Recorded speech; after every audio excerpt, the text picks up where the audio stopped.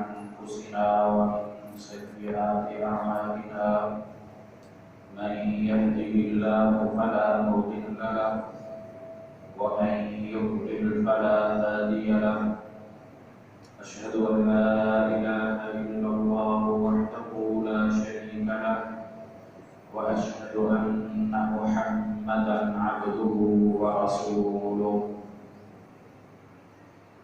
يا أيها الذين آمنوا اتقوا الله حق تقاته ولا تموتن إلا وأنتم مسلمون يا أيها الناس اتقوا ربكم الذي خلقكم من نفس واحدة وخلق منها زوجها وبث منهما رجالا كثيرا ونساء واتقوا الله الذي تساءلون به والأرحام إن الله كان عليكم رقيبا يا أيها الذين آمنوا اتقوا الله وقولوا قولا سديدا يصلح لكم أعمالكم ويغفر لكم ذنوبكم ومن يطع الله ورسوله فقد فاز فوزا عظيما أما بعد فإن خير الحديث كتاب الله وخير الهدي هدي محمد صلى الله عليه وسلم وشر الأمور محدثاتها وكل محدثة بدعة وكل بدعة ضلالة وكل ضلالة في النار أعوذ بالله من الشيطان الرجيم لقد جاءكم رسول من أنفسكم عزيز عليه ما عنتم حريص عليكم بالمؤمنين رؤوف رحيم صدق الله مولانا العظيم تمام تعریفات اللہ رب العالمین کے لیے جو ہمارا خالق و مالک ہے، جو ہمیں رزق عطا کرنے والا ہے، صحت عافیت اور وقت کی نعمت سے ہمیں مالا مال کرنے والا ہے، حساب و کتاب کے دن کا مالک، سوال و جواب کا مالک، عدل اور میزان کا مالک ہے۔ درود و سلام محمد عربی صلی اللہ علیہ وسلم پر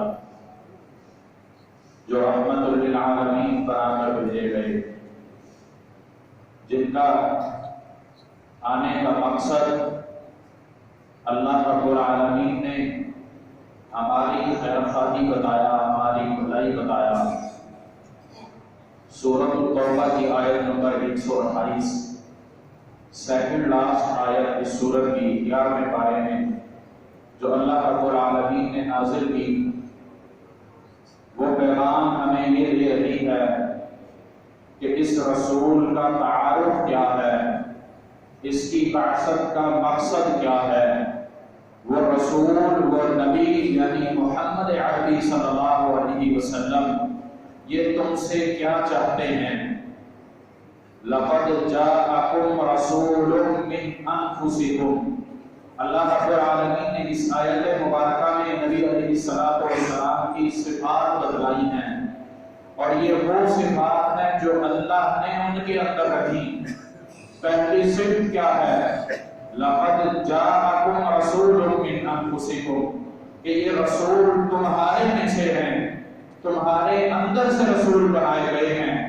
یہ ان کی جو تخلیق ہے وہ بشر ہے، وہ انسان اس لیے بنائے گئے ہیں تاکہ تمہاری تعلیم و تربیت کا اہتمام کر سکیں، تاکہ تمہارے لیے ان کو عملی نمونہ بنا کر پیش کیا جا سکے، جیسا کہ اللہ رب العالمین نے دوسری جگہ ارشاد فرمایا ہے لقد کان لکم فی رسول اللہ اسوۃ حسنہ، یہ نبی، یہ رسول جو اللہ نے مبعوث کیا، جس کی رسالت کا مقصد اللہ نے یہ بتایا کہ یہ تمہاری نامہ اعمال کو بہتر بنانے کے لیے ہیں، تمہیں ہدایت کا راستہ بتانے کے لیے ہیں، تمہارے لیے یہ اسوہ حسنہ ہے، نمونہ ہے، اور یہ صرف کہنے کی حد تک نہیں، زبان سے ادا کرنے کی حد تک نہیں، بلکہ یہ ارکان جو جوارح اللہ نے دیے ہیں، یہ جو اعضاء اللہ نے دیے ہیں،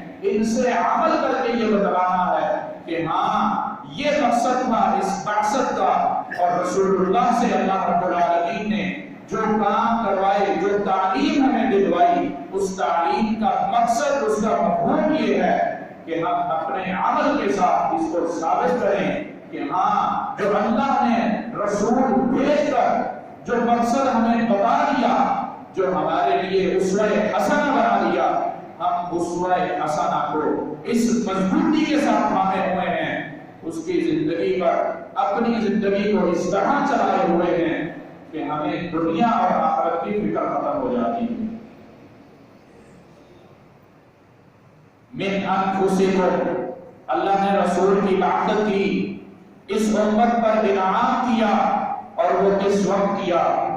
جب عرب جاہلیت کے گڑھوں کے اندر کھو چکے تھے، وہ اس دلدل کے اندر پھنس چکے تھے کہ مختلف قسم کے معبود، مختلف قسم کے الہ، مختلف قسم کے رب انہوں نے اپنے لیے بنا لیے تھے، اور ایسے رب انہوں نے بنائے جن کی تخلیق وہ اپنے ہاتھوں سے کرتے ہیں۔ اللہ رب العالمین نے اس امت پر انعام کیا، قریش پر انعام کیا، عرب پر انعام کیا، عجم پر انعام کیا کہ ان کی ہدایت کا ذریعہ، ہدایت کے لیے ایک معلم بنا کر بھیج دیا، اور وہ معلم جس کے معلم مبعوث ہونے سے پہلے زندگی اس طرح ہے جس طرح ہر کسی کو تعلیم دی گئی کہ یہ نمونہ ہونا چاہیے۔ نبی علیہ السلام کی جو زندگی مبارکہ 40 سال تک گزری، آپ علیہ السلام وہ قریش میں رائج، وہ عرب میں رائج تمام خرافات سے پاک رکھا گیا۔ اللہ رب العالمین نے ایسے بندے کا انتخاب کیا جن کے بارے میں وہی بات میں دشمن کرنے والوں نے یہ کہا تھا کہ ہم نے آپ کو صادق اور امین پایا ہے، ہم نے آپ کے اندر کسی قسم کی خطا نہیں پائی، کسی قسم کی غلطی نہیں پائی، آپ اپنی بات کے اندر سچے، اپنے قول کے اندر کریں۔ اور پھر اس رسول کا جب انتخاب ہوا، اللہ رب العالمین کی طرف سے حکم نازل ہوا، تو پھر وہی زبانیں جو کچھ دیر پہلے یہ کہتی تھی کہ ہم نے آپ کو سچا پایا، امین پایا، جب ان کے معبودوں کو یہ کہا کہ یہ حقیقی معبود نہیں ہے بلکہ اللہ وحدہ لا شریک ہے، قولوا لا الہ الا اللہ، تم سب یہ اقرار کر لو کہ اللہ کے سوا کوئی معبود نہیں ہے، کوئی الہ نہیں ہے، کوئی پوجنے والا نہیں ہے، کوئی عطا کرنے والا نہیں ہے، یہی وہ رشتے دار، یہی وہ چچا، یہی ساتھ رہنے والے، یہی خاندان فیملی والے آپ کے دشمن بن جاتے ہیں۔ اللہ کا جو پیغام، اللہ نے جو مقصد دیا، اس مقصد کا پہلا سبب، اس کا پہلا میسج جب نبی علیہ السلام اپنی قوم کو پہنچاتے ہیں تو وہ اس کا انکار کرتے ہیں، گویا کہ جو اللہ نے ان پر نعمت کی تھی، اللہ جو اپنا انعام ان پر کر رہا تھا، اس انعام کا انہوں نے انکار کر دیا، اس کو ٹھکرا دیا، اس کو ہوا میں اڑا دیا۔ رسول من انفسکم، اللہ رب العالمین نے عرب کے اندر سے رسول کا انتخاب کیا، اور عرب کے اندر سے بھی قریش کو انتخاب دیا کہ تمہارے اندر سے رسول کو بنایا۔ ان سب نعمتوں کا انہوں نے اس انکار کی وجہ سے اللہ کی نافرمانی کر دی، اللہ کی ناشکری کر دی۔ عزیز علیہ ما عنتم، اس انکار کے بعد نبی علیہ السلام کی مکی زندگی کا ایک بڑا دور موجود ہے۔ وہ رشتہ دار بھی تھے، وہ گھر والے بھی تھے، وہ جان نچھاور کرنے والے بھی تھے۔ ابو طالب کی مثال ہمارے سامنے موجود ہے۔ کون سی ایسی جگہ جہاں اللہ کے نبی علیہ السلام کے ساتھ کھڑے نہیں ہوئے، لیکن ایمان کی لذت سے محروم رہ کر وہ اللہ کے نبی علیہ السلام کا مکمل سامنا پا سکے۔ یہ اس بات کو یاد رکھیے گا، اس بات پر توجہ کیجیے گا کہ اللہ کے نبی علیہ السلام کے ساتھ عملی بھی موجود تھے، اور اگر کوئی انگلی اٹھاتا تھا اس کو روکتے بھی تھے۔ شیب ابی طالب کے اندر 3 سال کی سختیاں برداشت کرنے والے بھی تھے، لیکن ایمان کی لذت سے محروم رہے۔ اور پھر اللہ نے ان کا یہ عمل قبول کیا یا نہیں کیا، وہ ہمارے سامنے نمونہ موجود ہے۔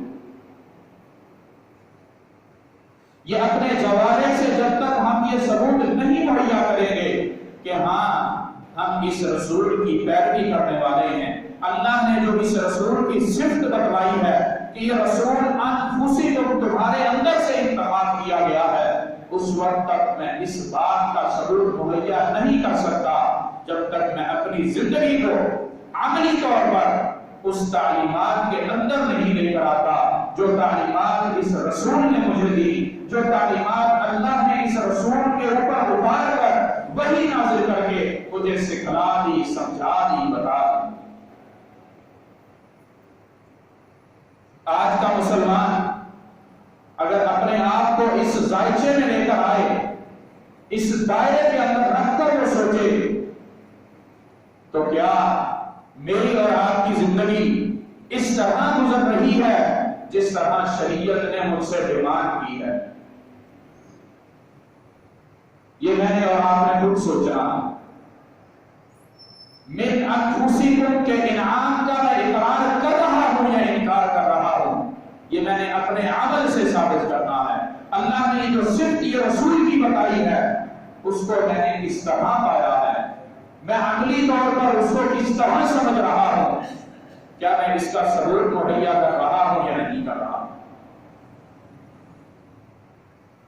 عزیز علیہ ما عنتم حریص علیکم بالمؤمنین رؤوف رحیم، رسول کو محبت کرنے والا بنایا، اللہ رب العالمین نے رحمت والا بنایا، وہ مومنوں سے پیار کرنے والا ہے، وہ مومنوں کے لیے حرص رکھتا ہے، حریص ہے، اور وہ کس چیز کی حرص رکھنے والا ہے کہ سیدھے راستے پر آ جائیں، غلط راستے سے ہٹ جائیں، جنت کے راستے پر چل پڑیں، جہنم کی سختیوں سے بچ جائیں، وہ اس چیز کی حرص رکھتا ہے، وہ اس چیز پر شاق ہے۔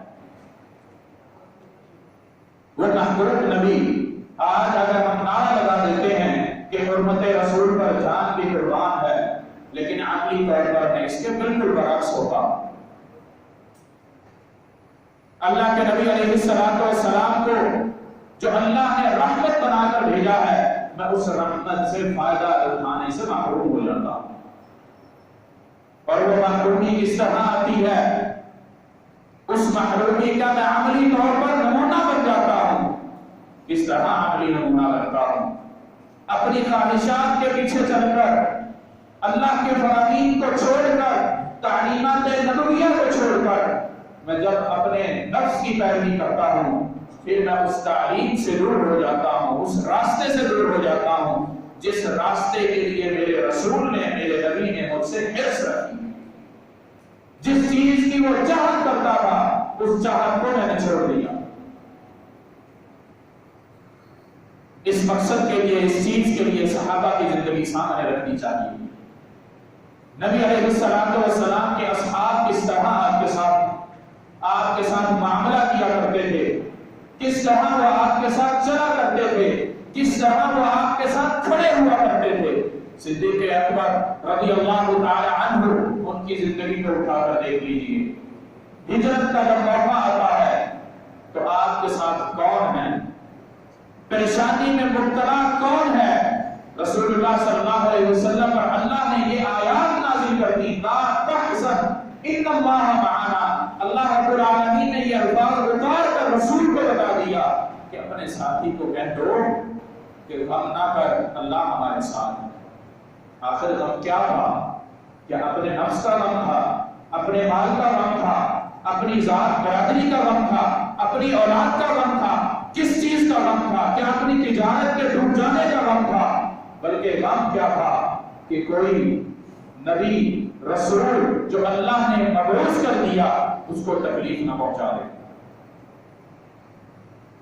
اللہ نے ہجرت کا جب حکم نازل کر دیا، ساتھ ساتھی کا انتخاب بھی کیا، اور یہ وہ ساتھی ہے جس کے پاس مکہ کے قریش آتے ہیں، مکہ کے کافر آتے ہیں اور کہتے ہیں ابو بکر تمہارا ساتھی ایسی باتیں کرتا ہے، نعوذ باللہ بد کی باتیں کرتا ہے۔ کیا باتیں ہیں؟ رسول اللہ صلی اللہ علیہ وسلم کو معراج ہوتا ہے، اللہ کے حکم سے یہاں سے اس دنیا سے آگے آسمانوں تک لے کر جایا جاتا ہے۔ نبی علیہ الصلوۃ والسلام واپس آ کر اپنی آپ بیتی بتلاتے ہیں۔ ایمان نہ لے کر آنے والے، دل سے اقرار نہ کرنے والے، وہ اس پر یقین نہیں کرتے، وہ اس بات پر اقرار کرنے سے گریز کرتے ہیں کہ یہ تو عجیب سی بات ہے، یہ کیسے ممکن ہے، جبکہ اللہ کے ہاں کچھ بھی ناممکن نہیں ہے۔ یہی بات سیدنا صدیق اکبر کو آ کر بتلائی جاتی ہے کہ تمہارا ساتھی اس طرح کی باتیں بتلا رہا ہے۔ صدیق اکبر کے وہ الفاظ سنہرے حروف سے لکھنے والے الفاظ ہیں۔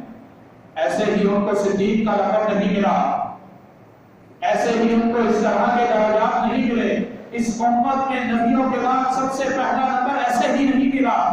ان کے الفاظ کیا تھے؟ اگر یہ باتیں محمد علیہ السلام نے کہی ہیں تو یہ سچی ہیں، کھری ہیں، ان میں کوئی کھوٹ نہیں ہے، مکمل اس پر ایمان لے کر آتے ہیں۔ یہ انہوں نے اپنی صداقت کا ڈھیرا بنوایا، یہ انہوں نے عملی طور پر نمونہ پیش کر دیا کہ نہ صرف محمد کے ساتھ زبان سے ہی محبت نہیں کرتا، میں محمد کے اخلاق سے صرف متاثر نہیں ہوں، میں محمد کی تجارت سے صرف متاثر نہیں ہوں، میں اس کی فیملی کی وجہ سے متاثر نہیں ہوں، بلکہ اس کے تعلیمات کی وجہ سے متاثر ہوں، اس کی تعلیمات کا میں اقرار کرتا ہوں اور عملی طور پر میں اپنے آپ کو نمونہ بناتا ہوں۔ ایک لمبی لائن ہے صحابہ کرام رضوان اللہ علیہم اجمعین،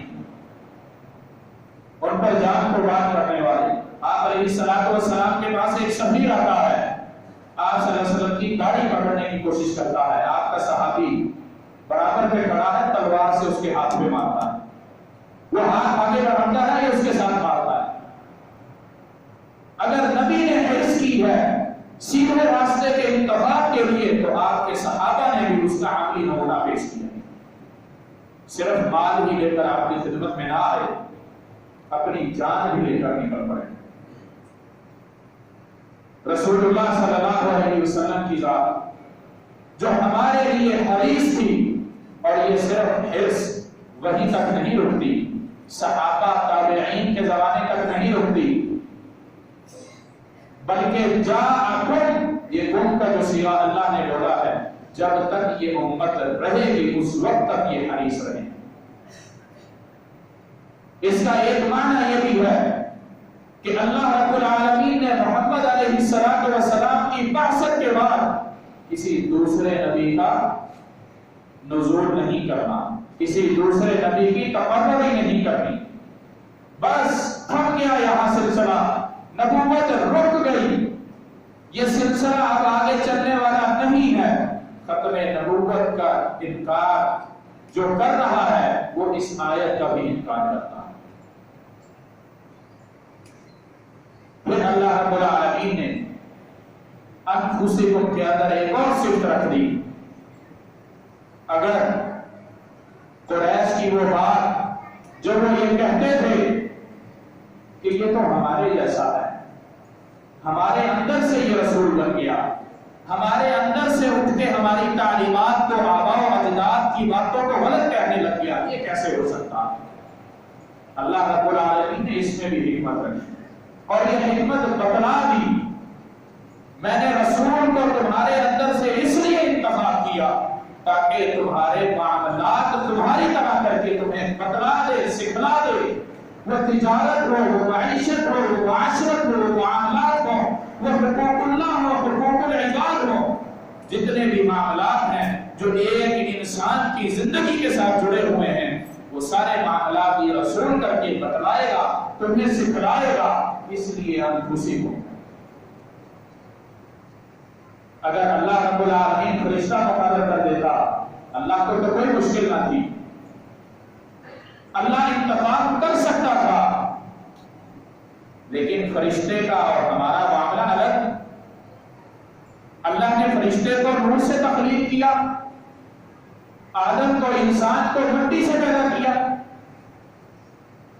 تو یہ ضروری ہوا کہ جس کی بھلائی چاہیے، جس کی تربیت چاہیے، جس کو تعلیم دینا چاہیے، اس کا معلم بھی اسی کے اندر سے ہوا۔ بے شمار حکمتیں اللہ کے نبی علیہ السلام کی بعثت کی، جن کا ذکر محدثین مفسرین نے کیا، اور ان کا احاطہ کوئی کر نہیں سکتا سوائے اللہ کی ذات۔ یہ حکمتیں تمام کی تمام اللہ رب العالمین کو معلوم ہے۔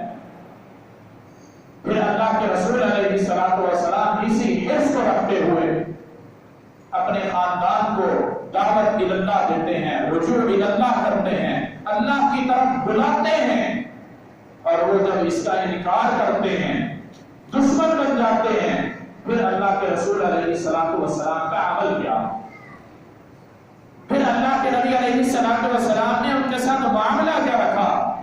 کھانا پینا تجارت ساری انہوں نے توڑ دی، صبر کا دامن نہ چھوڑا، صبر کے ساتھ استقامت کے ساتھ اللہ کی طرف ان کو دعوت دیتے رہے۔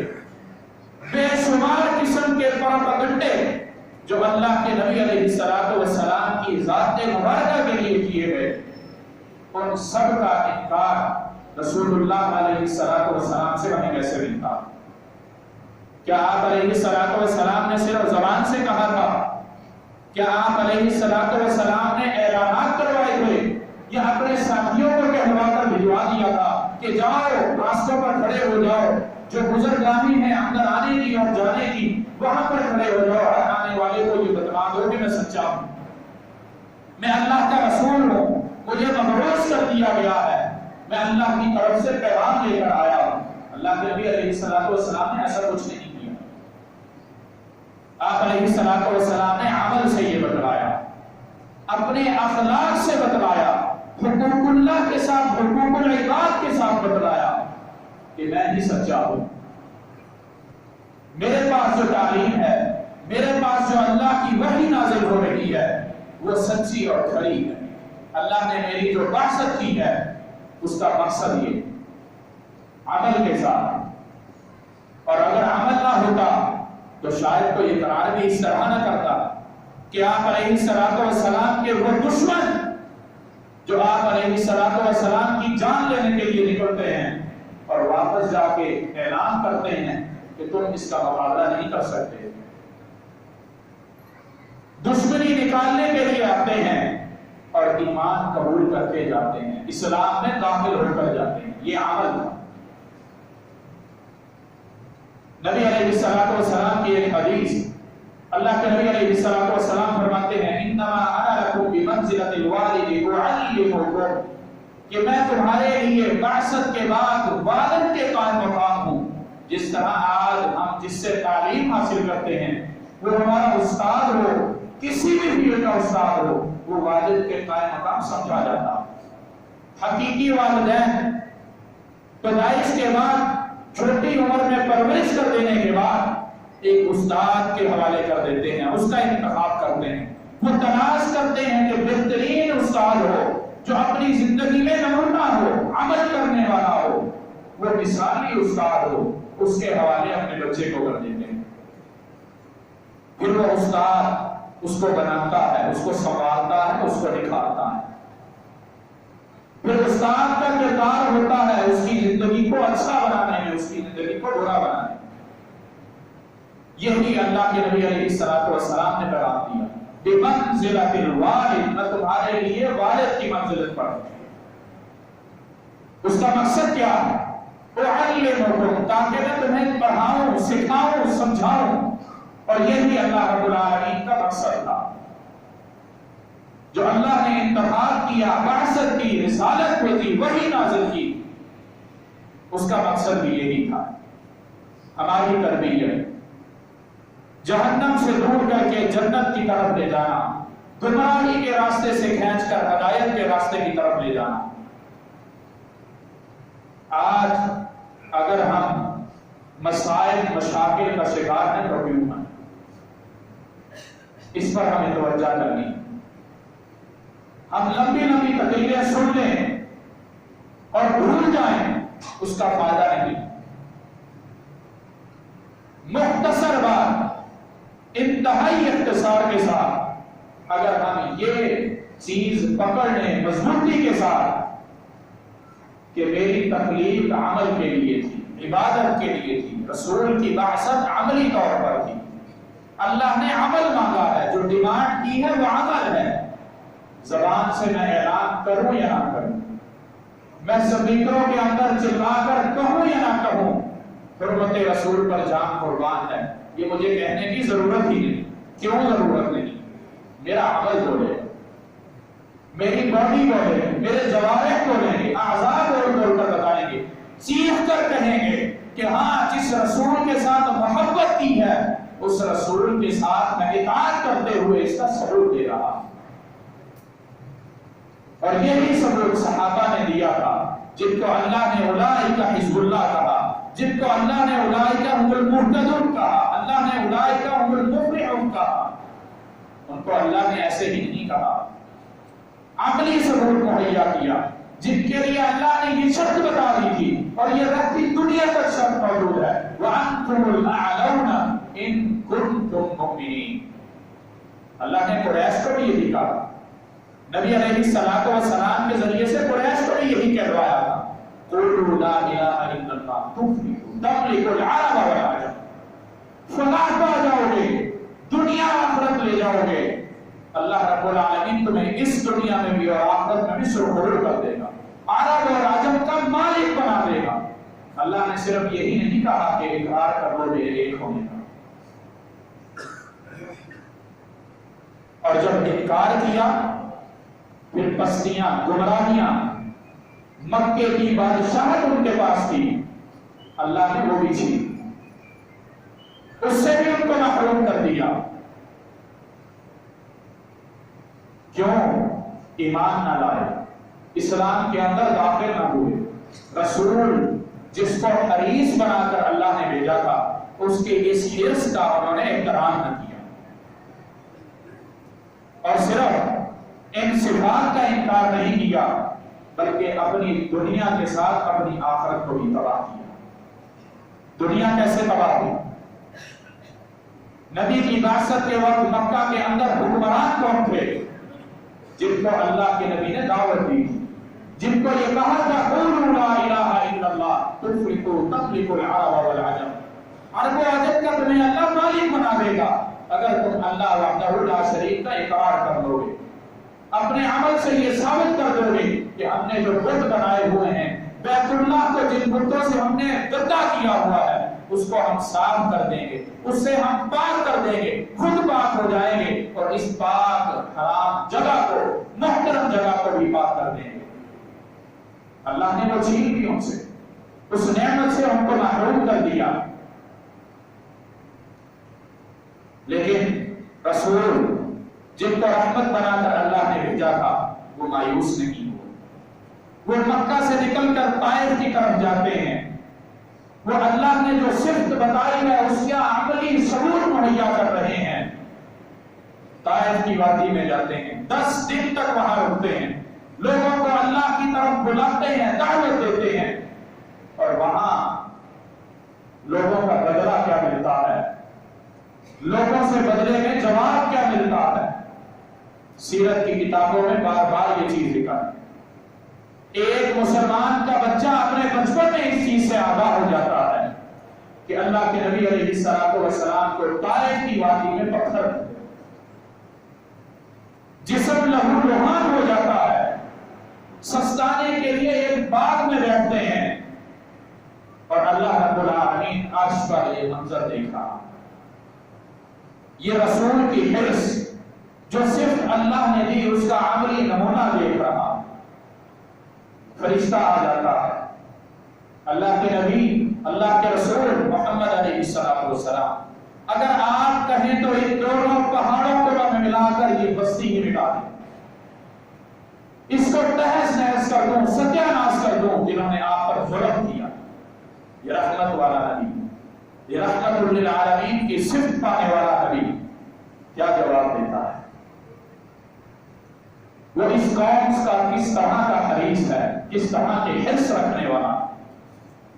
اللہ کے نبی علیہ الصلوۃ والسلام پوچھتے ہیں کہ اللہ کے حکم سے آئے ہو یا خدا؟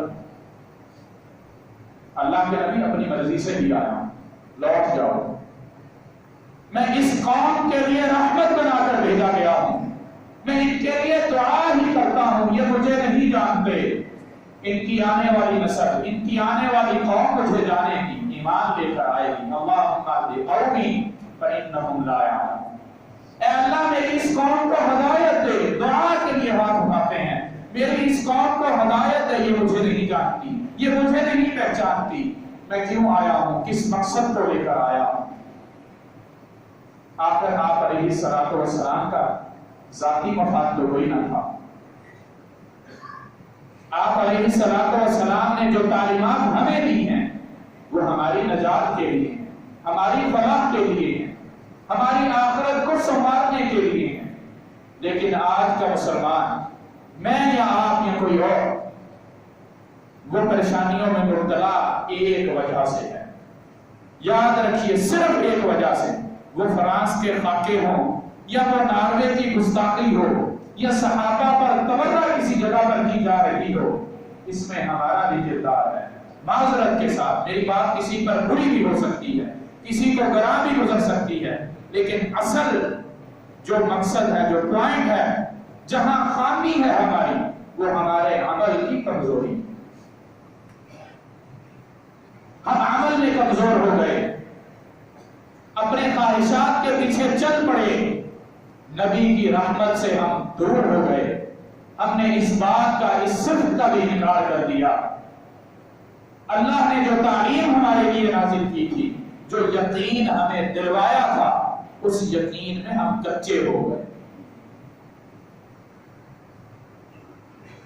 اللہ نے صحابہ کو کیوں زندگی دی؟ اللہ نے ان کی زندگی میں ان کو اتنے بڑے انعامات کیوں دیے؟ ان کے پاس کھانے کے لیے اتنی چیزیں میسر نہ تھیں۔ آج ایک مسلمان کے پاس دنیا کے ناز و نعمت تمام موجود ہیں، اگر اپنی زندگی کو اس زندگی میں چلے صحابہ کی زندگی کے ساتھ ہی نہ ٹیلی کیا جائے، تابعین کی زندگی کو اٹھا لیا جائے، تبع تابعین کی زندگی کو اٹھا لیا جائے، ان کے معاملات کیا تھے، وہ اپنے شب و روز کس طرح گزارا کرتے تھے، اللہ نے ان کی دنیا کے اندر دھات کس طرح بٹھا رکھی تھی۔ آج اس وقت تک جن کے نام ہمیں آتے ہیں، وہ نام اللہ نے کیوں روشن کیے تھے؟ آج کوئی بڑا مالدار آدمی اس دنیا سے رخصت ہو جائے تو اس کو کتنی دیر تک یاد رکھا جاتا ہے؟ کس وقت تک؟ آخر ایک وقت آتا ہے کہ اس کی ہڈیوں کے ساتھ اس کی مٹی بھی اڑ جاتی ہے، اس کو یاد کرنے والے بھی بھول جاتے ہیں۔ ہم میں سے کتنوں کو اپنے پردادا سے اوپر کا نام آتا ہے؟ بہت کم ہوں گے جن کو نام پتا ہو، اکثریت کو نہیں پتا ہو، کہاں گئے؟ اور وہ لوگ جو اپنی زندگی کو عملی نمونہ بنا گئے، وہ لوگ جو دین پر اپنی زندگی کو گزار کر گئے، ان کے نام آج بھی روشن ہیں، ان کے نام لینے والے آج بھی دنیا میں موجود ہیں، جبکہ صدیوں زمانے کا فرق ہے، دوری ہے۔ اس وجہ سے دین پر عملی نمونہ کرنے کی وجہ سے، اپنی زندگی کو عمل کے ساتھ گزارنے کی وجہ سے، اور یہ عمل جب ہمارے اندر پختہ ہو جائے گا تو پھر اللہ رب العالمین کا یہ وعدہ وَأَنْتُمُ الْأَعْلَوْنَ إِن كُنتُم مُؤْمِنِينَ یہ سچا ثابت ہو جائے گا۔ اللہ رب العالمین ہمیں نیچے سے اٹھا کر حکمرانیاں عطا کر دے گا، لوگوں پر ہمیں بڑا بنا دے گا، لیکن اس کی شرط کیا ہے؟ اس بلندی کو پانے کے لیے اللہ نے کیا چیز ہمیں کہی ہے؟ ان کنتم مومنین، اگر تم مومن بن جاؤ۔ اور مومن صرف کہنے سے نہیں ہے، صرف زبان سے ادا کر دینے سے نہیں ہے، بلکہ یہاں بھی مومن تب وہ بنے گا جب وہ عمل کرے گا، اس کی زندگی عملی نمونہ بنے گی۔ اور اس عمل کو اختیار کر لینے کے بعد، ان صفات کا اقرار کر لینے کے بعد، میرا اپنا گھر بھی اللہ جنت بنا دے گا۔ میرا عمل میرے گھر والے دیکھیں گے، میرے بچے تک دیکھیں گے، وہ بھی عملی نمونہ بنیں گے، وہ بھی میرا اسی طرح احترام کریں گے جس طرح میں ان تعلیمات نبویہ کا احترام کروں گا۔ پھر اللہ ان کے دلوں کے اندر بھی ڈر پیدا کر دے گا، جو آج میرے نبی کی گستاخی کرتے ہیں، جو آج میرے صحابہ پر تبرہ کرتے ہیں، باتیں کرتے ہیں، گستاخیاں کرتے ہیں، پھر ان کے دلوں کے اندر اللہ روب ڈال دے گا، مومن کا روب ہوگا۔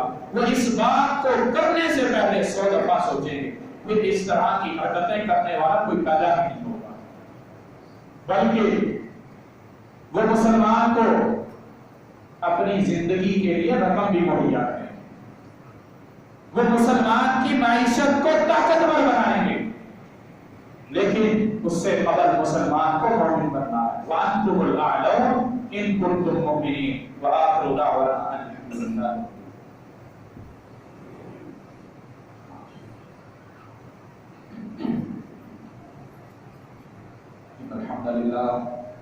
الحمد لله نحمده ونستعينه ونستغفره ونعوذ بالله من شرور أنفسنا ومن سيئات أعمالنا، من يهده الله فلا مضل له ومن يضلل فلا هادي له، أشهد أن لا إله إلا الله وحده لا شريك له وأشهد أن محمدا عبده ورسوله۔ رسول اللہ صلی اللہ علیہ وسلم کو اللہ رب العالمین نے جو رحمت بنا کر بھیجا تھا، اس کی بے شمار مثالیں موجود ہیں۔ اس ایک مثال کو میں بتا کر اپنے اعمال کو ہم سب نے دیکھنا ہے۔ نبی علیہ السلام کو معراج ہوئی، آپ علیہ السلام کو 50 نمازیں ادا کی گئی، موسیٰ علیہ السلام سے ملاقات ہوتی ہے، موسیٰ علیہ السلام کہتے ہیں آپ کی امت پر یہ وزنی ہوں، بھاری ہوں، آپ علیہ السلام واپس جاتے ہیں۔ 45 40 35 30 25 20 15 10 5 کس کے لیے؟ اپنی امت کے لیے۔ اللہ کے پاس دوبارہ چکر کیوں لگاتے رہے؟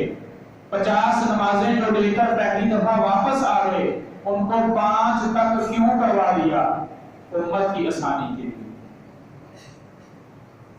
امت پر بھاری نہ پڑے، امت پر مشقت نہ ہو، اور پھر ساتھ انعام اللہ نے کیا کیا کہ یہ 5 ادا کر لیں 50 کا ثواب۔ میرا اور آپ کا عمل اس کے بدلے میں کیا ہے، اس کو ہم نے دیکھنا۔ اگر کمزور ہے تو اس کمزوری کو دور کر کے اس کی اصلاح کرنی ہے۔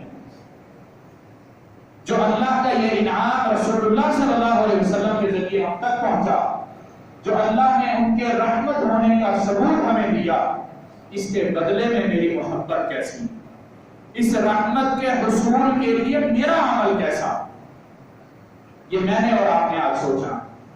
اللہ کے نبی علیہ السلام کی دعا کا میں کیسے مستحق بن سکتا؟ محمد رسول اللہ والذین معه اشداء علی الکفار رحماء بینہم، وہ اپنے ساتھیوں کے ساتھ رحم دل تھے۔ میں اس رحمت کو پانے کے لیے، اس نرمی سے فائدہ اٹھانے کے لیے کیا کر سکتا؟ میں بینہم اس کے اندر کیسے شامل ہو سکتا؟ یہ فکر آج میں نے کرنی ہے۔